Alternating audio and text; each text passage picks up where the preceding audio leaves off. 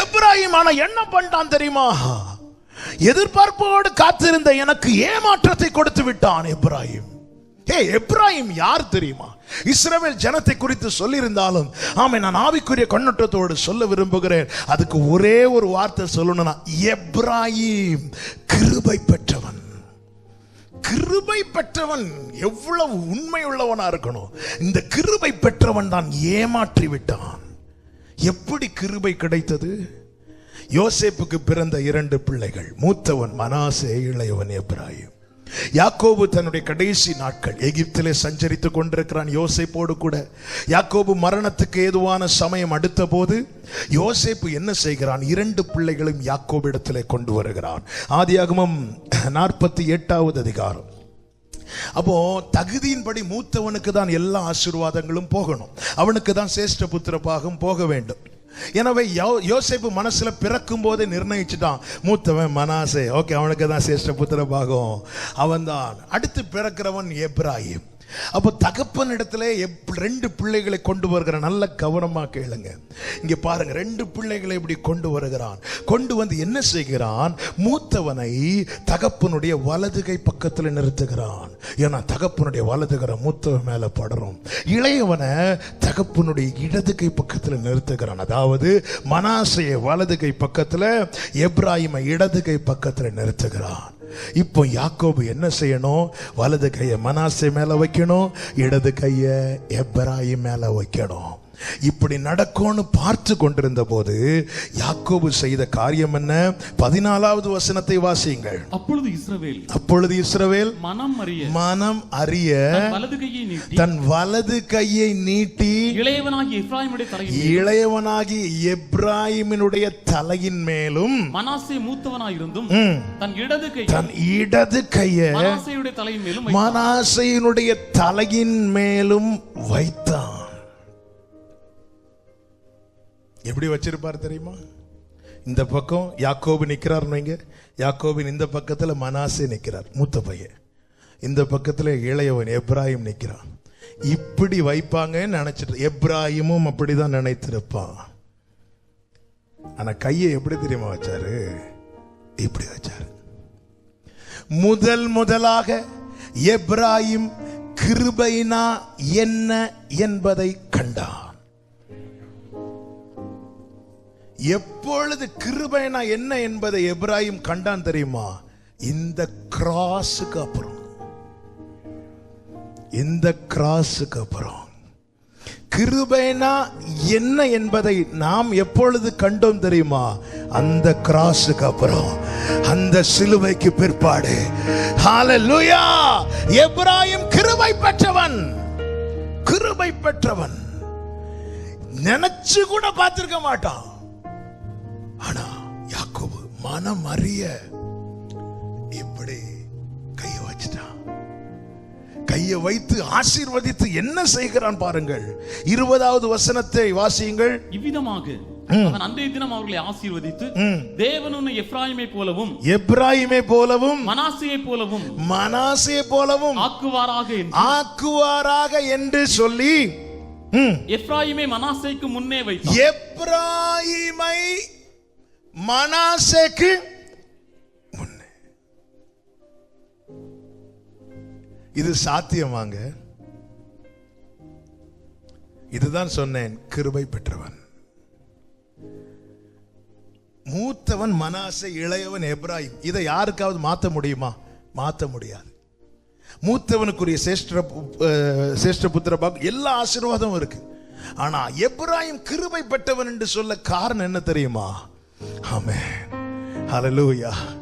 தகுதி உள்ளவன் நிற்க அவனை பின்னுக்கு தள்ளி தகுதி இல்லாதவனை முன்னாடி கொண்டு வந்து நிறுத்தி இருக்கிறாரே, இதுதான் கிருபை.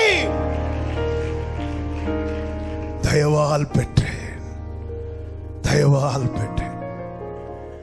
இந்த கிருபை பெற்றவன் எப்ராஹிம். அதை எவ்வளவு தியானிக்க இல்ல, எப்ராஹிமை மனாசேக்கு முன்னாக வைத்தான். நினைத்து பார்த்திருப்பானா? இங்க பாருங்க, ரொம்ப ஆச்சரியமான காரியம் என்ன தெரியுமா? இது மனம் அறிய என்று சொல்லப்படும். யாக்கோபு மனம் அறிய. அப்போ அது அன்று நடந்த சம்பவம் அல்ல, அது ஏற்கனவே யாக்கோபு தன் இருதயத்தில் நிர்ணயித்தது. ஏன் வலது கையை எப்ராயிம் மேலதான் வைப்பேன். இந்த கிருபைன்னு வரும்போது அங்க தகுதியெல்லாம் அடிபட்டுரும். என் வலதுக்கு இது மனம் அறியது, ஏற்கனவே நிர்ணயித்தது. என் வலது கையை நான் எப்ராயிம் மேலதான் வைப்பேன்.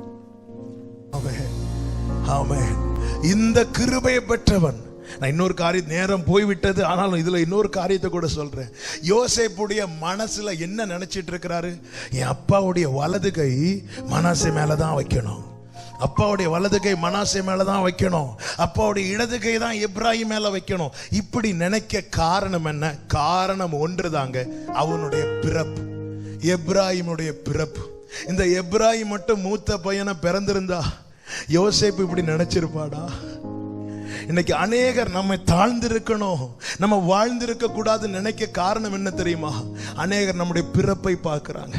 இந்த குடும்பத்துல பிறந்துட்டு இவன் எப்படி வளரலாம், இந்த வீட்டுல பிறந்துட்டு இவன் எப்படி வாழலாம், ஆமென், வீட்டுல கடைசியா பிறந்துட்டு இவன் எப்படி எழும்பலாம், இப்படி ஆயிரம் நினைக்கிறாங்க. இன்னைக்கு அநேகர் நம்முடைய பிறப்பை வைத்து, நம்முடைய இருக்கிற சூழ்நிலையை வைத்து கொச்சைப்படுத்தும் போது, குறை சொல்லும் போது, மனமறிய தமது வலது கரத்தை நம் மேல் வைக்கிற, தமது வலது கரத்தை நம் மேல் வைக்கிற, நம்மை விட தகுதியுள்ள 1000 பேர் நமக்கு, 1000 மனாசேகள் நமக்கு முன்னாக இருந்தாலும் இந்த எப்ராயிமை அழைத்து கொண்டு மனாசேக்கு முன்பாக நிறுத்துகிறவர்.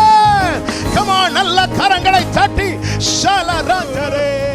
யோசேப்பு என்ன நினைக்கிறார்னா, இந்த மனாசே மேல அப்பாக்கு வலது கைப்படணும், எப்ராயிம் மேல இடது கைப்படணும் சொல்லிட்டு 2 பிள்ளைகளை யோசேப்பு எப்படி கொண்டு வரார் பாருங்க. 13வது வசனத்தை வாசிங்க. பின்பு யோசேப்பு அவ்விருவரையும் கொண்டு வந்து எப்ராயிமை தன் வலது கையினாலே இஸ்ரவேலின் இடது கைக்கு நேராகவும் மனாசேயை தன் இடது கையினாலே மேல தகப்பனுடைய இடது கை படணும்னு சொல்லிட்டு யோசேப்பு எப்ராயிமை எப்படி கொண்டு வராராம்? வலது கை. சொல்லுங்க, எப்படி கொண்டு வரார்? தன் வலது கையினாலே. வலது கையினால. அதன் அர்த்தம் என்ன? எப்ராயிம் மேல இடது கை படவே விடல. ஆமென். அதான் கிருபை பெற்றவன். உன் மேல வலது கை வைக்கணும்னு நினைக்கிறவங்களும், உன் மேல இடது கை வைக்கணும்னு நினைக்கிறவங்களும், வலது கையே இவன் மேல படக்கூடாதுன்னு நினைக்கிறவங்களும், யார் உன் மேல என்ன படணும் என்ன படக்கூடாது, உன் எல்லைக்குள்ள யார் வரணும் யார் வரக்கூடாது, உன் கூட யார் இருக்கணும் யார் இருக்கக்கூடாது, எல்லாம் தீர்மானிக்கிறவர் பரலோகத்தில் இருக்கிறார். ஹalleluya. உன்னை சூழ்ந்திருக்கிறவர்கள் 1000 நினைக்கலாம், அதன்படி அல்ல உன் வாழ்க்கை அமைய போகிறது.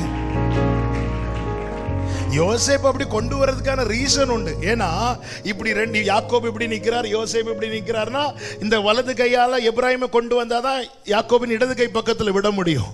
எனவே அந்த பிளான், நீங்க என்ன பிளான் போட்டாலும் சரிங்க, எப்ராயிம் மேல வலது கை தான் படணும்னு அவர் பிளான் போட்டுட்டாரு. அதுதான் படம். உன் நிழல்ல உனக்கு நிழலாய் கர்த்தர் இருக்கிறார். உன் மேல என்ன படணும், உன் மேல என்ன படக்கூடாது, உனக்கு என்ன வரணும் என்ன வரக்கூடாது, உன் எல்லைக்குள்ள யார் வரணும் யார் வரக்கூடாது. ஒரு முடி விழுறது கூட அவருடைய பெர்மிஷன் இல்லாம விழாது. எப்ராயிமே, நான் உன்னை எப்படி கைவிடுவேன்? இஸ்ரவேலே, நான் உன்னை எப்படி ஒப்பு கொடுப்பேன்? நான் மனிதன் அல்ல, நான் தேவனாய் இருக்கிறேன் என்று கர்த்தர் சொல்லுகிறார். கிருபை பெற்றவன் எப்ராயிம். எப்ராயிம் கிருபை பெற்றவன். ஹalleluya.